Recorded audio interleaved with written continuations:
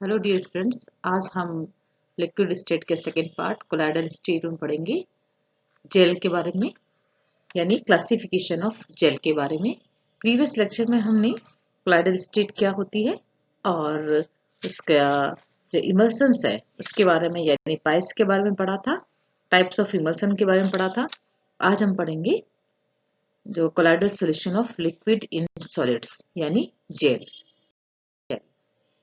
वे colloidal तंत्र जिनमें solid पदार्थ वितरण माध्यम तथा द्रव वितरित अवस्था के रूप में होते हैं जेल कहलाते हैं। यानी जेल क्या है?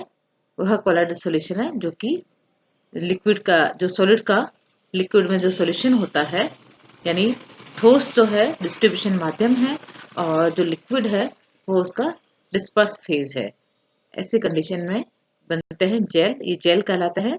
इस प्रकार जेल में लिक्विड फेज ठोस माध्यम में डिस्ट्रीब्यूट होती है। ये जेली के समान यानी सेमी जो है सॉलिड होते हैं। जैसे फॉर एग्जांपल है दही है और जेली है, जैसे जिलेटिन में जो जेल होता है जेली होती है, और सॉलिड अल्कोहल है और बूट पॉलिश आदि क्या है, ये टाइप्स ऑफ द जेल है। Now what is the classification of the gel? Gel का वर्गीकरण हम कैसे कर सकते हैं? हम देखते हैं कि जेल दो तरह के होते हैं। आप जैसे स्लाइड में देख रहे हैं कि किसी जेल में उपस्थित द्रव की प्रकृति के आधार पर उन्हें हम दो प्रकार के उसमें वर्गीकृत कर सकते हैं, क्लासिफाई कर सकते हैं। जैसे फर्स्ट तो हम बात करेंगे अकार्बनिक जेल की। इन जेल तंत्र में एक अकार्बनिक द्रव ठोस अवस्था में वितरित होता है। जैसे कि एग्जाम्पल है जो है जलीय जेल, ये है अकार्बनिक जेल। दूसरे हैं कार्बनिक जेल। वे जल तंत्र जिनमें एक कार्बनिक द्रव जैसे अल्कोहल, बेंजीन, ईथर आदि ठोस अवस्था में वितरित होते हैं। फॉर एग्जाम्पल है जो है बेंजोजेल, एल्कोजेल एक्सेट्रा। एंड जेल तंत्र में वितरित द्रव अवस्था के आधार पर भी इन्हें अलग अलग टाइप्स में हम क्लासिफाई कर सकते हैं। फॉर एग्जाम्पल जेल में द्रव के रूप में यदि जो है जल है, अल्कोहल है, बेंजीन है, इस टाइप की जो है लिक्विड अगर उपस्थित है तो इन्हें हम कहते हैं एक्वा जेल, एल्कोजेल, बेंजोजेल आदि कहलाते हैं। और जेल इस तरह हम ये भी कर सकते हैं कि जेल जो है वो दो तरह के, इलास्टिक जेल और नॉन इलास्टिक जेल भी होते हैं। इलास्टिक जेल में क्या होता है, इस प्रकार के जेल में इलास्टिसिटी का गुण पाया जाता है। इन पर थोड़ा सा भी फोर्स लगाते हैं तो ये अपनी शेप चेंज कर देते हैं, और अगर हम फोर्स हटा दें तो पुनः अपनी मूल अवस्था में आ जाते हैं। जैसे स्टार्च, जिलेटिन, फलों का जैम, जेली आदि जो है इलास्टिक जेल के एग्जाम्पल है। और जो दूसरा है नॉन इलास्टिक जेल, इस प्रकार के जेल में जो इलास्टिसिटी का प्रॉपर्टी नहीं पाई जाती है, ये जो है सॉलिड और मतलब वो होते हैं रिजिड होते हैं, जैसे सिलिका जेल। ये जो है जेल निश्चित रासायनिक क्रियाओं द्वारा एक मतलब केमिकल रिएक्शन द्वारा बनते हैं, जिनमें केमिकल बॉन्ड द्वारा एक जाल युक्त दृढ़ संरचना बनती है। नाउ हम कैसे जेल को बना सकते हैं और preparation of gel. Preparation of gel हम देखते हैं कि जो इसको हम इस तरह से बना सकते हैं कि एक तो है कि पर्याप्त सांद्रता वाले सॉल को ठंडा करके, by cooling the sol of the moderate concentration. जब हम देखते हैं कि 5% जिलेटिन के गर्म सॉल को एक पात्र में लेकर ठंडा करते हैं तो एक सेमी सॉलिड पदार्थ प्राप्त होता है जो कि जेल है। और सोल जेल संक्रमण की इस क्रिया को जेलीकरण कहते हैं। इस क्रिया में ठंडा होकर जो जिलेटिन के अणु पास आकर लंबी एक थ्रेड नुमा स्ट्रक्चर बनाते हैं। ये जो श्रृंखलाएं हैं, ये स्ट्रक्चर है परस्पर जुड़कर एक सॉलिड स्ट्रक्चर बनाती है, ठोस ढांचा बनाती है, और वितरण माध्यम में अणु ढांचे की एक जो गैप होता है उसके अंदर फंस जाते हैं और इस प्रकार एक जेल बन जाता है। इस तरह से हम जेल को बना सकते हैं। दूसरा मेथड है डबल डिकम्पोजिशन का, यानी उभय अपघटन। इस विधि द्वारा जल विरोधी जल बनाए जाते हैं, जैसे सैलिसिलिकम तथा एल्यूमिनियम हाइड्रोक्साइड इस विधि से बनाए जाते हैं। जैसे सिलिका जेल को बनाने के लिए HCl को सोडियम सिलिकेट के जलीय विलयन में मिलाया जाता है, और ये क्या होता है कि हाइड्रेट होकर सिलिसिलिक अम्ल का अवशेष बनता है, और उसको अगर रख दे थोड़ी देर बाद वो जमकर जेल के रूप में जम जाता है, सिलिका जेल। तो इस प्रकार हम क्या कर सकते हैं, जेल को बना सकते हैं 2 विधियों द्वारा। एक तो by cooling the sol of the moderate concentration और दूसरा है डबल डिकम्पोजिशन द्वारा हम जेल को बना सकते हैं। ना what is the properties of the gel, gel के मुख्य गुण क्या है। जेल में हम देखते हैं जो है मुख्य गुण इस तरह से पाए जाते हैं कि जेल का जो है वो है फैलना या प्रसार, जो लिक्विड जो द्रव स्नेही प्रत्यास्थ जेल को जब हम उसी के कॉरस्पॉन्डिंग लिक्विड के संपर्क में रखा जाता है तो वह उस लिक्विड की अधिक मात्रा को अवशोषित करके क्या करता है, फैल जाता है, प्रसारित हो जाता है। ये घटना कहलाती है जेल का प्रसार यानी एक्सपेंशन ऑफ द जेल, या इसको हम कहते हैं इम्बिशन ऑफ जेल या स्वेलिंग ऑफ जेल। उस जेल जो जेल को अगर हम किसी भी मतलब लिक्विड कोई भी, जैसे फॉर एग्जांपल वाटर लेते हैं, वाटर में रख देते हैं तो ये वाटर का एब्जॉर्प्शन करके फूल जाता है। इस घटना को अंतः शोषण या फूलना कहते हैं। ये प्रत्यास्थ जेल होते हैं, ये प्रॉपर्टी दिखाते हैं। अप्रत्यास्थ जेल जो होते हैं वो उनमें ये गुण नहीं पाया जाता है। दूसरा है जो है जेल का संकुचन या रुंधन। किसी जेल को अगर सॉल्ट के जो कंसंट्रेट विलीन में डुबो दें तो या हम उसमें एयर में खुला रख दें तो वो क्या होता है, आंतरिक जो द्रव है उसका अर्ध ठोस से बाहर आने लगता है, यानी तथा सतह पर वो सूक्ष्म बिंदु के रूप में दिखने लगता है। इस घटना के कारण जेल के आयतन में कमी आ जाती है, इसलिए जेल का संकुचन कहलाता है। यानी इसमें हम कर सकते हैं, इसको कहते हैं इसको संकुच प्राथय यानी सिनेस्थेसिस कहते हैं। उस जेल को अगर हम ऐसे रखते हैं तो वो संकुचित हो जाते हैं और उसमें अंदर जो लिक्विड है अपना भी बाहर आ जाता है। इसको हम कहते हैं, इस प्रॉपर्टी को कहते हैं संकोच प्राथक्य। ये प्रत्यास्थ अप्रत्यास्थ दोनों ही प्रकार के जेल ये प्रॉपर्टीज को शो करते हैं। तीसरा इसमें प्रत्यास्था। प्रत्यास्था मतलब इलास्टिसिटी।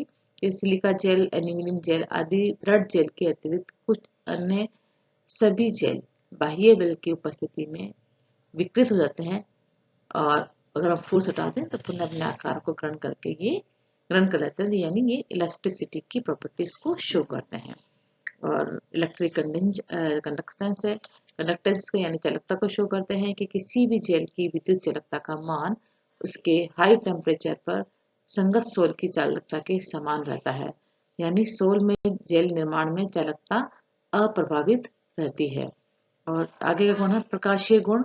जिन जेल तंत्रों में ठोस अवयव आधिक्य में उपस्थित होता है वे अपवर्तन विवर्तन आदि प्रकाशीय गुण को दर्शाते हैं, जैसे कि गोंद गोंद जैसा है वो प्रकाशीय गुण को शो करता है।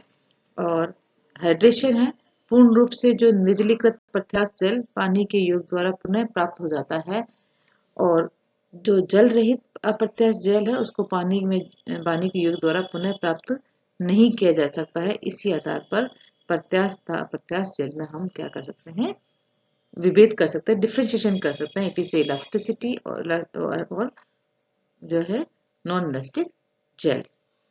और इसमें होती है चौथा गुण है इसमें मतलब वो है थिक्सोट्रॉफी। थिक्सोट्रॉफी मतलब कुछ जेल को हम रख दें तो वह अर्ध ठोस में बदल जाते हैं, लेकिन हिलाने पर पुनः वह द्रव जो है सोल में परिवर्तित हो जाता है।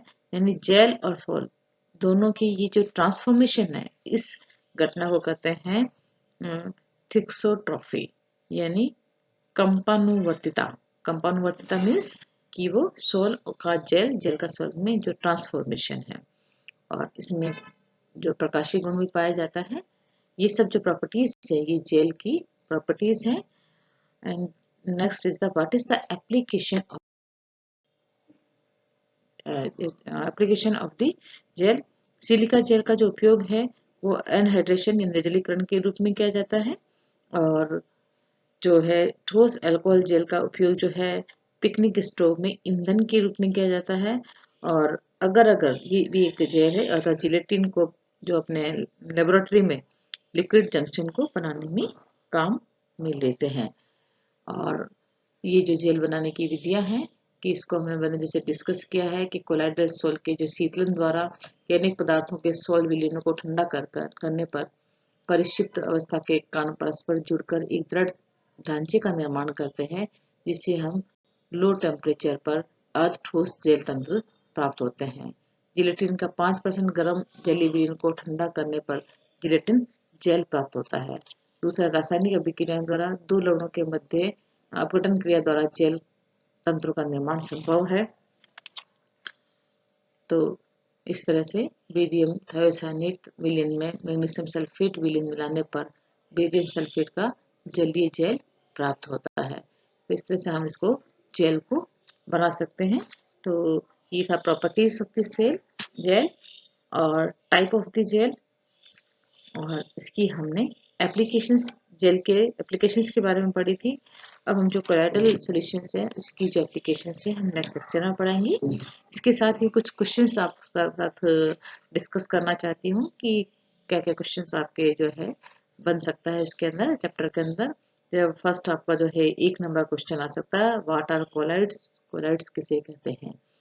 दूसरा है गिव डिफरेंशिएशन या give different phases of the colloidal solution, colloidal विलयन की विभिन्न अवस्थाओं को समझाइए।